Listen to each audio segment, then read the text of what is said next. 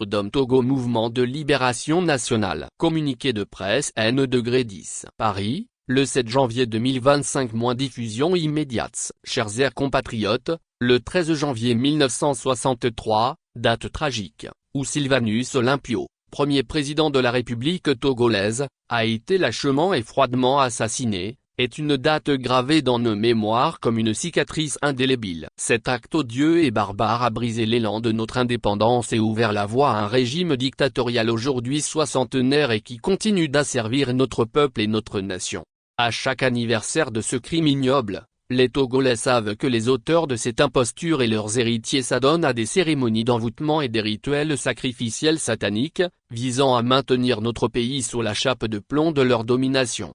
Politique pratique obscure contraire aux œuvres de la lumière dont a besoin notre pays. Freedom Togo Mouvement de Libération Nationale, Freedom Togo MLN, appelle à une riposte politique collective, mémorielle et spirituelle. Un appel à la mémoire, à l'unité et à la libération. Freedom Togo MLN organise, dans la nuit du 12 au 13 janvier 2025, une séance de veille républicaine et spirituelle, dédiée à la libération nationale, au désenvoûtement et à la désintégration totale des chaînes maléfiques qui asservissent notre nation jusqu'alors et que nous devons briser en cette année 2025.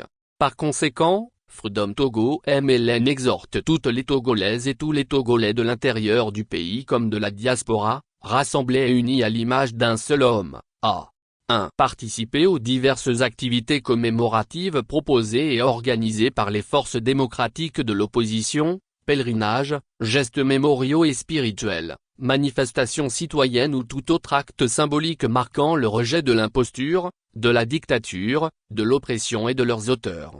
www.freedomtogo228.com Mouvement de Libération Nationale, Association Loi 1901, 9 rue Bayard, 29 1900 Concarneau, France, mail, contact @freedomtogo228.com 2. Exprimer le deuil collectif comme signe de colère et de résistance.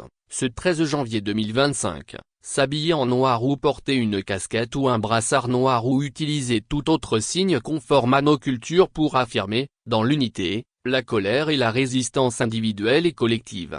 3. Psalmodier partout et en tout temps l'hymne national comme le clairon de la libération, dans nos maisons, dans nos rues, dans nos rassemblements, de jour comme de nuit. L'hymne national, c'est notre prière commune pour exalter nos âmes sur le chemin de la lutte de libération nationale, que viennent les tyrans. Ton cœur soupire vers la liberté. Que cette strophe sublime l'âme du peuple togolais. 4. Organiser des veillées spirituelles du 12 au 13 janvier 2025, dans nos foyers, communautés ou lieux de foi, chacun selon ses croyances. Engageons-nous dans des prières et des méditations pour dégager notre nation des forces obscures du régime des Knassimbé, ce clan du parjure et de l'opprobre.